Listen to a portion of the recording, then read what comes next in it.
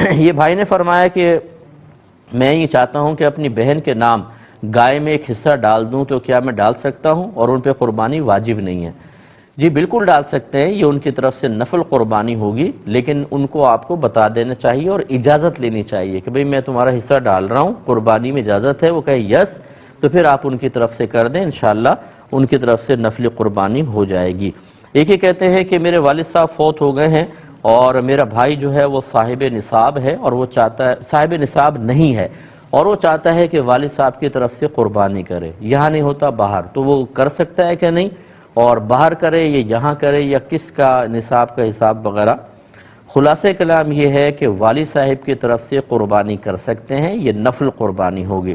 حضرت علی کرم اللہ وجہہ الکریم ہر سال نبی کریم صلی اللہ علیہ وسلم کی جانب سے قربانی فرمایا کرتے تھے، تو یعنی جو دنیا سے پردہ فرما جاتے ہیں ان کی طرف سے قربانی ہو سکتی ہے۔ اگر آپ مالک نصاب نہیں ہیں پھر بھی والد صاحب کی طرف سے کرنا چاہیں تو وہ نفل قربانی ہوگی، آپ کو بھی انشاءاللہ ثواب ملے گا اور والد صاحب کو بھی ملے گا، اور آپ چاہیں تو باہر کر لیں، چاہیں تو پاکستان میں یا پڑوسی ملک میں پیسے وغیرہ بھیج دیں، وہاں قربانی ہو جائے، دونوں صورتیں بالکل جائز ہے۔ کہتے ہیں کہ عقیقہ اور قربانی ایک جانور میں ہو سکتے ہیں، بالکل ہو سکتے ہیں۔ وجہ اس کی یہ ہے کہ عقیقے سے بھی مقصود ہوتا ہے جانور ذبح کر کے اللہ تعالیٰ کا قرب حاصل کرنا، اور قربانی بھی اسی مقصد کے لیے ہوتی ہے کہ خون بہا کر، جانور کا خون بہا کر اللہ تعالیٰ کا قرب حاصل کرنا۔ چونکہ دونوں کا مقصود ایک ہے اس لیے ایک چیز میں ان دونوں کا اجتماع بھی شرعاً جائز ہے، آپ قربانی اور عقیقہ ایک ساتھ کر سکتے ہیں۔ یہ کہتے ہیں شوہر نے 3 طلاق دے دی، اب وہ کچھ دن بعد نکاح کرنا چاہتے ہیں، کیا کر سکتے ہیں؟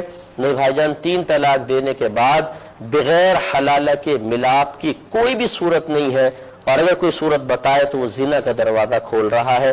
اب یہ بہن کو کرنا یہ ہوگا کہ پہلے شوہر کی عدت گزارے، پھر اپنی مرضی سے کسی شخص کے ساتھ نکاح کرے، پھر باقاعدہ ان میں جسمانی تعلق قائم ہو، پھر دوسرا شوہر اپنی مرضی سے اس کو طلاق دے یا بالفرض اس کا انتقال ہو جائے، پھر یہ عورت اس کی عدت گزارے، پھر پہلے شوہر کے پاس آ سکتی ہے، ورنہ کوئی اور راستہ نہیں ہے۔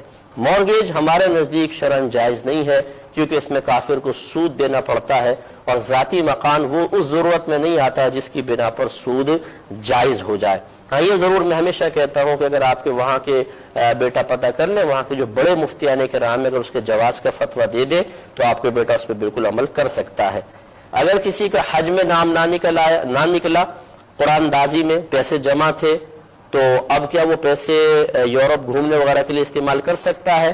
بالکل کر سکتا ہے، لیکن ضروری ہے کہ اگلے سال کے لیے اس کے پاس پیسے موجود ہونے چاہیے، کیونکہ اس سال نہیں تو پھر، کیونکہ جب پیسے آ گئے حج فرض ہو گیا، حج کی ادائیگی میں رکاوٹ آئی ہے نا، تو حج تو فرض ہو گیا۔ اب اگلے سال اگر یہ پیسہ سارا خرچ کر دے اور پھر کئی سال بعد جانے کا ارادہ ہو تو اس کا مطلب ہے درمیان میں موت آ سکتی ہے، اور آپ نے جو ذرائع اسباب ہیں سب جان بوجھ کے ختم کر دیے۔ ایسی صورت میں ضرور یہ مطلب قابل کراہت چیز ہوگی۔ تو دعا ہے کہ رب کریم جو کچھ ہم نے سنا اس پہ عمل پیرا ہونے کی توفیق عطا فرمائے۔ ہمیں اجازت دیجیے، آپ ہمارے لیے دعا کریں، ہم آپ کے لیے دعا گو ہیں کہ اللہ تبارک و تعالی مجھے اور آپ کو اچھی طریقے سے علم دین سیکھنے اور اس کے تقاضے کے مطابق عمل اختیار کرنے کی توفیق عطا فرمائے، آمین۔ وآخر دعوانا ان الحمدللہ رب العالمین۔ لبیک اللہم لبیک۔ بسم اللہ الرحمن الرحیم۔ یاد رکھیے کہ جب آپ حالت احرام سے باہر ہونے لگتے ہیں تو شرعی طور پر آپ کو اپنے بال کٹوانا لازم ہوتا ہے۔ یہی ہمارے نبی کریم صلی اللہ علیہ وسلم نے حالت احرام سے باہر ہونے یا حلال ہونے کے لیے لفظ استعمال کرتے ہیں، حلال ہونے کے لیے لازم قرار دیا۔ اب اس کے لیے افضل مرد کے حق میں تو یہ ہے کہ نبی کریم صلی اللہ علیہ وسلم نے ارشاد فرمایا کہ تم میں سے جو حالت احرام سے باہر ہونے لگے تو وہ حلق کروائے، کہ بروز قیامت اللہ تعالیٰ ہر بال کے بدلے میں ایک نور عطا فرمائے گا۔ تو یہ حلق کروانا مردوں کے لیے افضل ہوتا ہے، لیکن مرد قصر بھی کروا سکتے ہیں، اور بہنوں کے لیے قصر ہی ہوتا ہے۔ قصر کا مطلب ہوتا ہے کہ مکمل طور پہ بال صاف نہیں کروائے جاتے، بلکہ بالوں کا کچھ حصہ کاٹ لیا جاتا ہے۔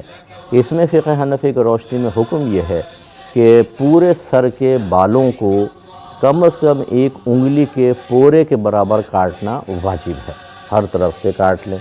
اور فرض کر لیں کہ ہر طرف سے نہیں کاٹنا چاہتے تو کم از کم سر کے 4 حصے کریں، یہ 4 ہو گئے۔ جو 1/4 حصہ ہے، چوتھائی، اس کے کم از کم تمام بالوں کو 1 پورے کے برابر کاٹنا لازم ہوتا ہے۔ اسی طریقے سے اگر ہماری بہنیں ہیں، وہ اپنی چوٹیاں بعض وقت پکڑ کے کرتی ہیں، تو 1 پورے کے برابر آخر سے چوٹیاں کٹنی چاہیے۔